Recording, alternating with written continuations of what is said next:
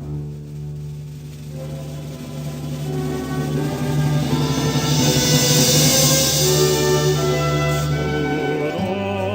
acquaintance be forgot and never brought to mind.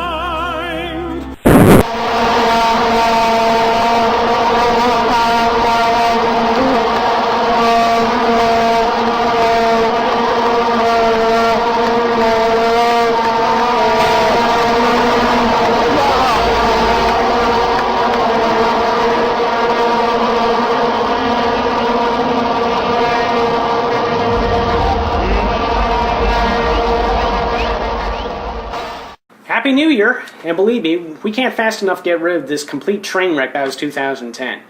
I'm not kidding around. I was trying to think of something positive that happened this year, either for myself or for society at large, or at least my friends, and it was pretty hard to come up with something.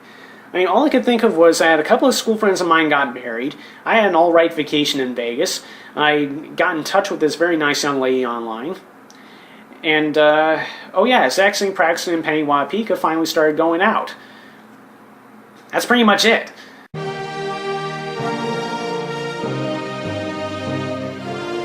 Oh, that and a couple of other things that I'll get to in a minute. In the meantime, it is with great pleasure that I bring to you the 2010 Douchebag of the Year Awards. As it often is, it was a close race, but I think you'll be happy with the top three finishers. In fact, third place was a tie that was so hard to break that I figured really the only way to do it justice was to make what was now the fourth place finisher the official honorary douchebag. So, the honorable mention for this year, the honorable douchebag of 2010, is Canada's voice for the Christian right, the one and only Charles H. McVitie. Those of you very familiar with the show know that this die-hard evangelist was the target of my very first rant on Board on the Corner. Back then, it was because he was promoting this very underhanded censorship campaign that the Canadian government was attempting against movies that were vaguely called not in the public interest. Officially, the censorship bill was only supposed to be used to revoke tax credits from and effectively shut down movies that were hardcore porn, promoting hatred, or extremely violent. Unofficially, supported by McVitie's boasts and ramblings, this was also going to be used on clearly adult-oriented movies that depicted nudity of any kind, depicted sex in any way, or portrayed gay people adopting children and encouraging them to feel comfortable as they really are. And I'll remind you, there is no way in this country that people are actually forced to watch any of these movies. Never mind that this attitude ranges from stupid to reprehensible, McVitie frequently said things about these movies that were not at all true, and in one case completely made up a movie's content due to the fact that it's never been made.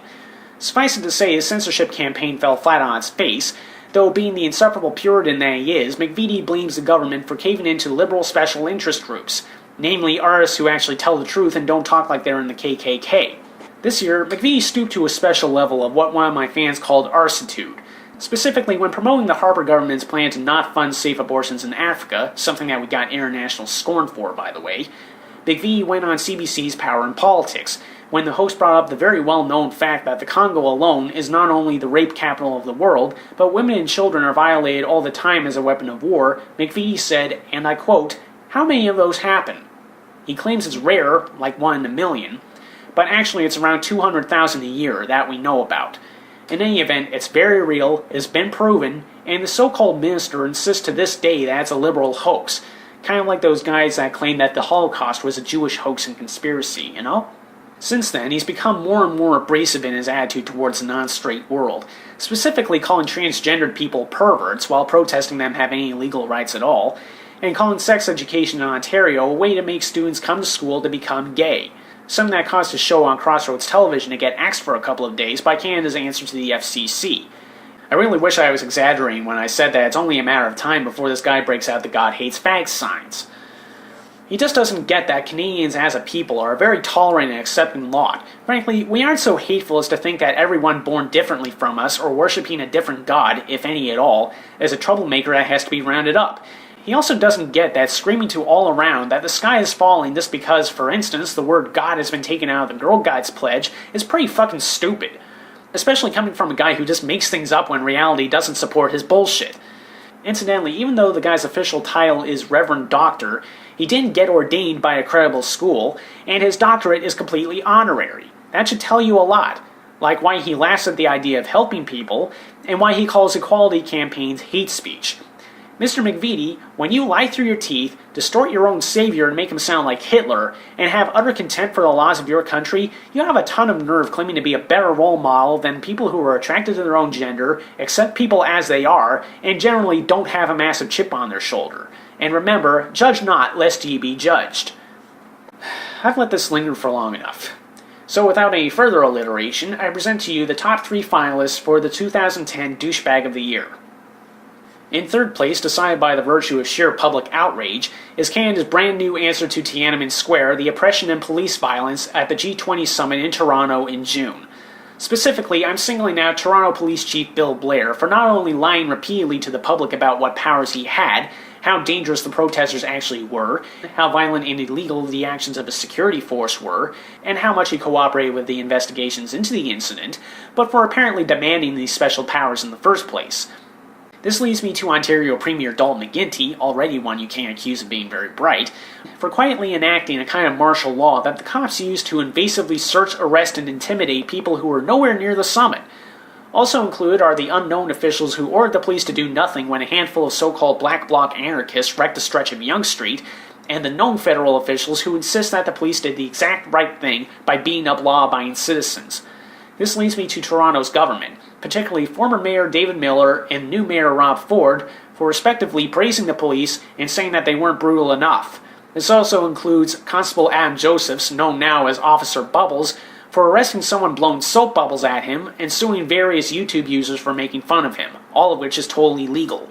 And of course, this award goes to the 20,000 members of the Integrated Security Unit who took it upon themselves to harass, assault, and jail roughly 1,000 Canadians who were peacefully protesting, were legitimately reporting on it for the media, or simply living in the area. While the police still refuse to acknowledge that they did anything wrong, there is a wealth of photographic and video evidence all over YouTube quite graphically showing the assault on people who had broken no laws and were simply exercising their constitutional freedoms. In fact, some of them were stampeded in designated free speech zones for no reason at all. This includes a notorious example of a one-legged man who had his false leg ripped off because he wasn't moving fast enough. I like to especially dedicate this to the alarmingly high number of Canadians who think that it is completely fine for our civil rights to be violated at the drop of a hat, and attack people like me for protesting it despite having no idea what they're talking about. This is not just a crass dismissal I'm making. A now former friend of mine from high school got on my case about how all the protesters were supposedly radicals, which is not even close to true, and actually insisted that the Black Bloc riot and mass arrest of innocents happened on 2 totally different weekends. I can only assume that this young man was living on Mars for the entire month of June, because even if you didn't go out of your way to follow the news, any moron would have heard about the riot on June 26th, followed by the kettling on June 27th. Those were top stories across the country and pretty hard to miss. That is, if you bothered to pay attention. Whatever. In second place, after some wrangling and debate last year, is humanity. Some of this is because of our knack for getting dumber and lazier as our technology gets more advanced, but the main reason for this is just not caring about anything anymore. Let me put it this way. Who seem to be the role models du jour for today's teenage girls? Not Angelina Jolie, not the Hermione Granger character from Harry Potter, though thank the flying spaghetti monster she probably is high on that list.